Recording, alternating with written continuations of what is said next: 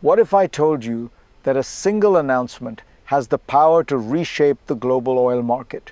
A country rich with the world's largest proven oil reserves, yet trapped in a web of economic ruin and political instability. Now, imagine this country's fate being decided by the world's most powerful nation in a bold move that could challenge the very essence of sovereignty. US President Donald Trump has just declared that Venezuela will hand over up to 50 million barrels of oil worth a staggering $2.8 billion to the United States. But this isn't just a transaction. It's a statement, a message to the world about power, control, and what happens when the world's most valuable resource is up for grabs. For the United States, Venezuela's oil could be the ultimate prize, but for Venezuela, this could be a lifeline or a deadly trap. This is more than just politics. This is the future of global energy. So, why is Venezuela agreeing to hand over 50 million barrels of oil to the US? Behind this decision lies a complex web of power, resources, and international relations. Venezuela, once known as an oil superpower, is now in the midst of an economic collapse. Under President Nicolás Maduro's leadership, the country's economy is in ruins, hyperinflation, a crumbling oil industry, and poverty-stricken citizens. But this isn't just a story about a nation struggling for survival. It's a story about control over global resources and a power struggle between world giants. The US, eager to maintain influence in the region and control energy supplies, cannot afford to miss this opportunity. But the question is, what does this mean for the future of Venezuela's people? This isn't just about big nations securing their interests. It's about the future of an entire population. To understand why Venezuela's oil is so critical, we need to look at the country's history with oil. Venezuela has the world's largest proven oil reserves, over 300 billion barrels, but its oil industry is a shadow of its former self. In the 20th century, Venezuela was one of the wealthiest nations in Latin America, driven by its vast oil wealth. But by the late 1992s, the country's oil industry was starting to show signs of decay. Poor management, corruption, and political instability began to erode the sector. Then came Hugo Chavez, the charismatic leader who took office in 1999. Chavez's policies of nationalization and government control over the oil industry marked a turning point. While this move initially boosted revenues, it soon led to inefficiency and stagnation. By 2007, Chavez had seized nearly all foreign-owned oil assets, causing US oil companies to retreat. Now, with Venezuela's oil output plummeting and its infrastructure in disrepair, the country finds itself desperate for help. Enter the US, with its eye on the prize and its own vision for Venezuela's energy future. The first crisis in this unfolding drama came when the US government made its bold move, a military operation to oust Nicolás Maduro. This wasn't just about toppling a dictator. It was a calculated maneuver to seize control of Venezuela's oil resources, now seen as a vital asset for both US energy security and global geopolitical influence. Maduro's fall wasn't just a blow to the Venezuelan regime, it sent shockwaves across the international stage. China, Russia, Iran, and Cuba, Venezuela's longtime allies, condemned the US actions, calling it a violation of international law and an infringement on Venezuela's sovereignty. The US, however, justified its intervention by claiming that Venezuela's oil was stolen from American companies.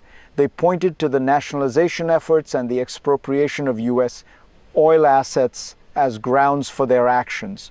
But this argument, while powerful, is not without controversy. Venezuela's oil has long been under the control of the state, not foreign corporations. Yet, with Maduro gone, the US now sees an opportunity to restructure Venezuela's oil sector to fit its own needs and to assert dominance in a region that has been a cornerstone of global energy politics for decades. So, what's really behind this bold move by the United States? It's not just about the oil, it's about the system of power that governs how energy flows across the world. Venezuela's oil reserves, while vast, are not easy to tap into. The oil is heavy, difficult to refine, and the infrastructure has been decaying for years. Yet, for the US, the stakes are high. Venezuela's oil could stabilize the US energy market, reducing dependence on Middle Eastern oil and securing a reliable supply in the Western Hemisphere. But the real mechanism at play here is control. By stepping in and rebuilding Venezuela's oil industry, the US could reshape the energy landscape in the region. They're not just offering help, they're laying the groundwork for a future where they hold the reins. For American oil companies, the potential to invest in Venezuela is a double-edged sword. Yes, the oil is valuable, but it's also costly to extract. This means that US firms would need significant reassurances before committing large-scale investments. In the end, the US isn't simply interested in oil. They're building a new order in Latin America, one that centers on their control, with Venezuela's oil as the ultimate bargaining chip. The second crisis came quickly, as Venezuela's internal chaos reached a boiling point.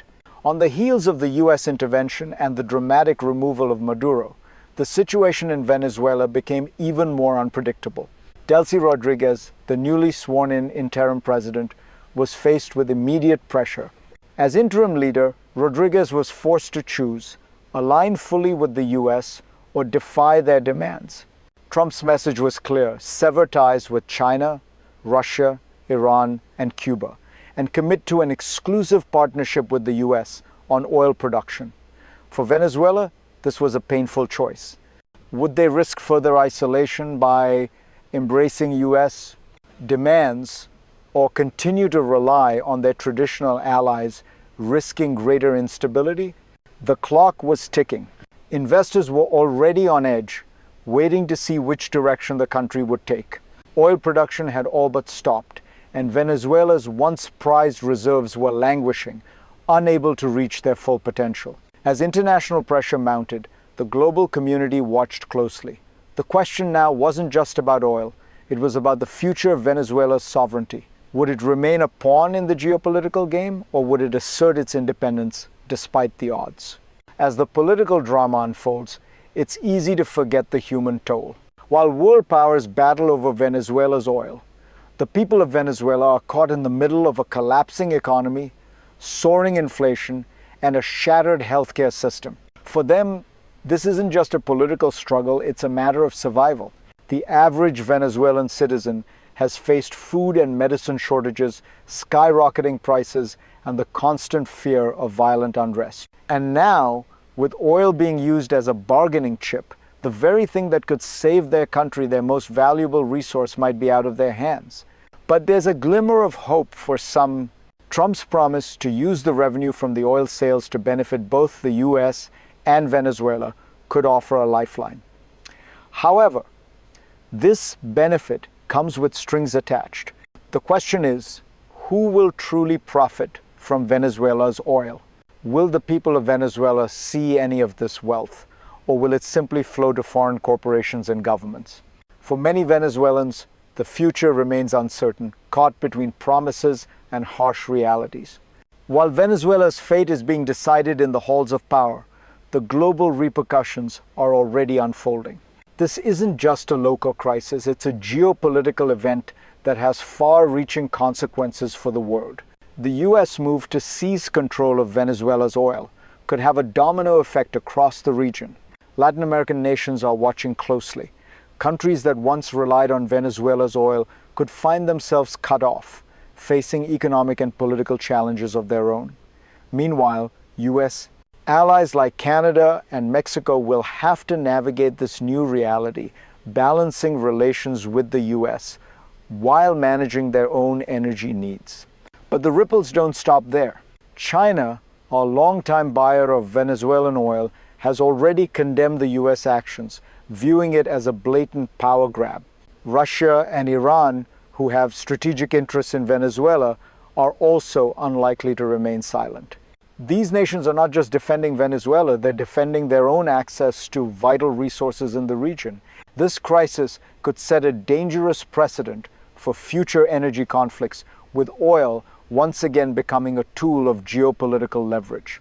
The future of Venezuela and its oil could take one of three paths. Each has its own implications for the country, its people, and the world at large. The optimistic scenario. If Venezuela successfully stabilizes politically and economically under U.S. influence, there could be a resurgence in oil production. Foreign investment floods in, modernizing the industry and bringing new opportunities for the Venezuelan people. This could lead to greater regional stability, lower oil prices, and stronger economic ties between the U.S. and Latin America. The middle ground. Venezuela struggles to recover, but a fragile balance is achieved. The oil industry is revitalized, but it takes years for the benefits to trickle down to the people. Foreign companies step in, but the Venezuelan government retains some level of control. The country remains in geopolitical limbo, caught between the U.S. and its traditional allies. The pessimistic scenario. Venezuela spirals deeper into chaos.